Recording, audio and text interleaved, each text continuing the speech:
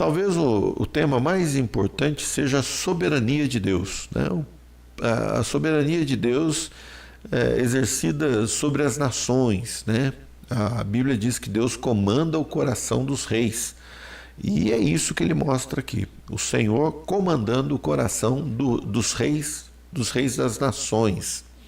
O Senhor, então, mostra todo o seu poder, toda a sua força, dirigindo a história por meio desses homens e das suas atitudes.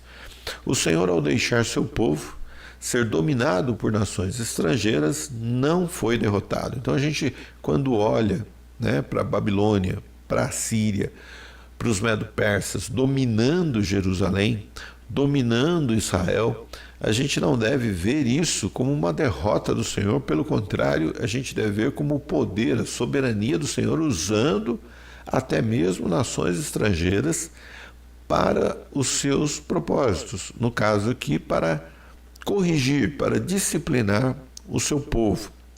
Deus permitiu que a Babilônia e depois o Império Medo-Persa e posteriormente Grécia, Roma, outros impérios exercessem seu domínio por um tempo sobre o seu povo, sobre o povo do Senhor, como instrumento de correção, repreensão e por vezes até provação do seu povo. Precisamos ressaltar que depois de permitir que tais nações ímpias investissem contra Israel, Deus cuida de forma justa puni-las nos seus excessos. Então o Senhor permite que elas ataquem Israel, mas depois o Senhor também pune nos excessos que essas nações tiveram. Também vemos a soberania do Senhor imposta por meio das profecias de Daniel, usando ou fazendo uso dos milagres. Deus não deixa que haja dúvida de que Ele é o Criador. Deus deixa muito claro que Ele, como Senhor soberano, não se submete às leis que regem a vida da criação. As leis que regem a nossa vida e que nós não conseguimos impedi-las de exercer a sua força, mas temos que aprender a conviver com elas, a força da gravidade, por exemplo, é uma delas, elas não submetem Deus, porque Deus é o Criador. Então o Senhor realiza os milagres, mostrando que Ele tem o controle sobre todas as forças que existem e que são exercidas sobre o ser humano. Não existe limites para Deus, porque Deus é o Criador.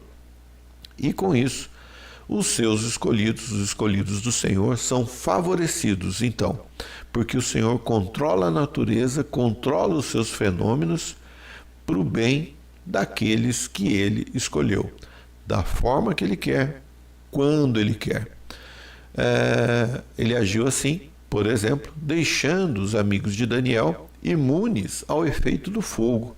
Nós não conseguimos fazer ou impedir que o fogo nos queime se a gente entrar numa fornalha, mas Deus impede o fogo de agir contra os seus quando Ele quer, porque, volto a dizer, Ele é o Criador e não há nenhuma força da natureza que possa se impor sobre a soberania do Senhor.